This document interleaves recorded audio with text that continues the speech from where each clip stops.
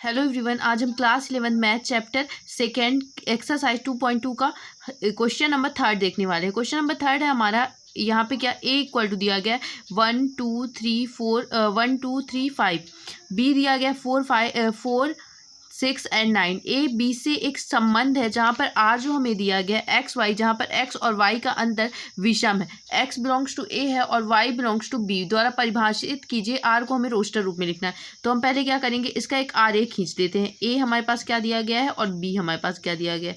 ए और बी जो दिया गया पहले हम उसे लिख लेते हैं। तो 1 दिया गया है, 2 दिया गया है, 3 दिया गया है, 5 दिया गया है, और यहाँ क्या दिया गया 4 दिया गया है, 6 दिया गया है और 9 दिया गया है। ठीक है, अब हमें इसे रोस्टर रूप में लिखना है। हमें सिर्फ एक ही चीज़ सॉल्व करनी है, इसमें सोल्यूशन में फाइंड करनी है, वो है इसका रोस्टर रूप। तो रोस्टर रूप में हम क्या लिखते हैं, आर इक्वल टू और वाई, एक्स और वाई का अंतर विषम होना चाहिए। अगर हम 1 और 4 को माइनस करेंगे तो क्या आएगा, हमारे पास 3 आएगा। ठीक है, माइनस और प्लस से हमें फर्क नहीं पड़ता, हमें क्या करना है, अभी सिर्फ ऐसी वैल्यू फाइंड करनी है जो हमारे पास विषम मान लेकर आए।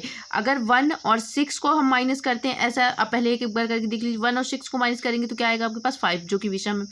1 और 9 को माइनस करेंगे तो 8 आएगा जो कि सम है, तो नहीं होगा। 2 में 4 को करेंगे तो 2 आएगा जो कि नहीं होगा। 2 में 6 को करेंगे तो 4 होगा, तो नहीं आएगा। 2 और 9, 2 में 9 को करेंगे तो क्या आएगा हमारे पास 7 जो कि विषम है।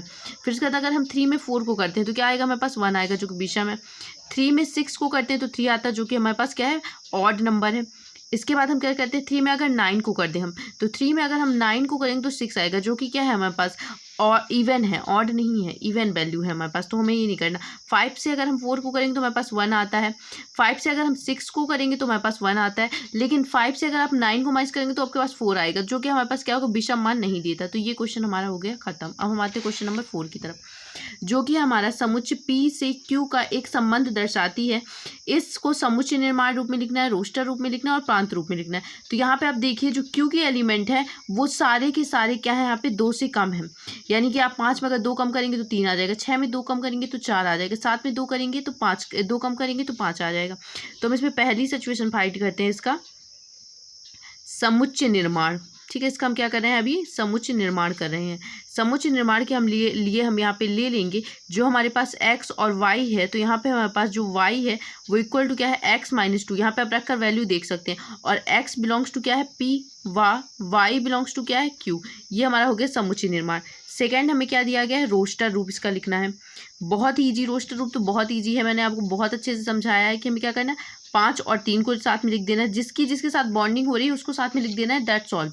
तो 6 और 4 को लिख देना है, 7 और 5 को लिख देना है। ये हो गया क्या हमारा रोस्टर रूप। अब इसके बाद हमें क्या करना है, हमारे प्रांत और परिसर लिखना है। ठीक है, मैंने आपको बताया था प्रांत हमारी ये होती है और परिसर ये होती है। जिसके भी एलिमेंट की प्री इमेज यहाँ पर उपस्थित है वो होता है हमारा प्रांत, और जिस भी प्री इमेज की, कोडोमेन की प्री इमेज की इमेज यहाँ पे उपस्थित है उसको हम बोलते हैं परिसर। तो प्रांत हमारे पास क्या है, 5 है, और क्या दिया गया है, 6 भी है और 7 भी है। और परिसर हमारे पास क्या है, परिसर जो है हमारे पास वो 3 है, 4 है और 5 है। ठीक है, अब चलते हैं हम क्वेश्चन नंबर 5 की तरफ। क्वेश्चन नंबर 5 दिया गया है हमें, मान लीजिए कि a इक्वल टू 1 2 3 4 6। मान लीजिए कि R A पर A B belongs to A संख्या A से B को यथावत विभाजित करता है। ठीक है, तो R द्वारा परिभाषित एक फलन है। तो अब हमें इसको जब सॉल्व करेंगे तो A इक्वल टू हमें जो दिया गया है वो क्या है, 1 है, 2 है, 3 है, 4 है और 6 है।